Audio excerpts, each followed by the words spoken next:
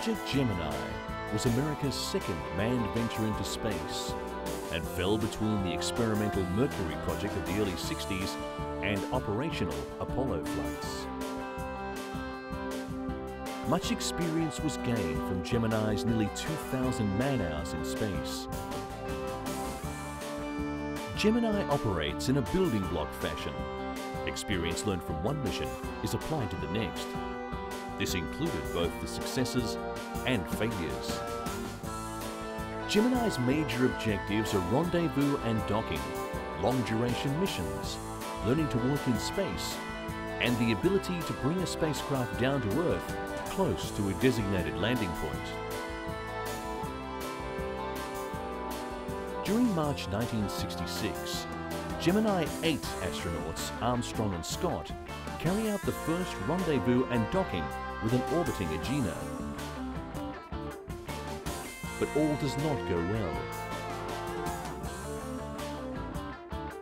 A malfunction causes the spacecraft to roll erratically. The crew is forced to undock and make an early landing in the Pacific.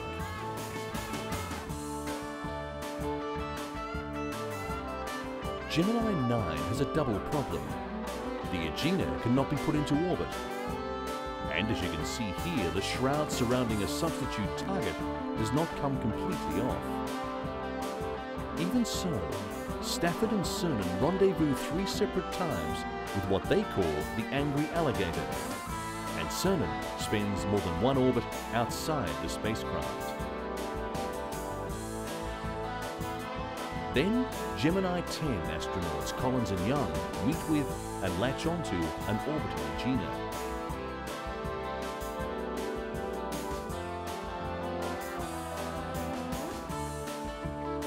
In addition, Mike Collins becomes the third American to practice extravehicular activity, although trouble with his oxygen system shortens the spacewalk.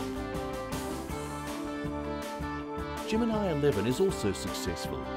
A new altitude record of 860 miles is established with the docked Gemini Agena combination.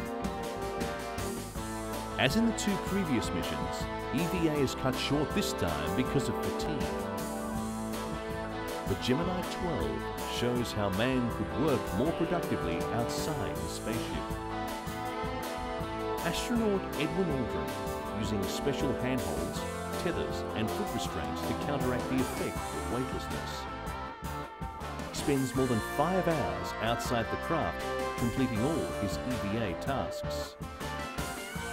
A 100-foot line is attached between Agena and Gemini, conserving valuable fuel and even creating a small amount of artificial gravity.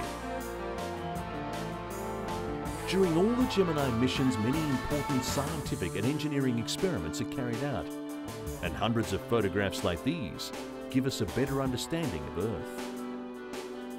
Of special significance too is the experience gained in controlling a spacecraft during the all-important re-entry, an ability which has allowed Gemini to land within full view of the recovery forces.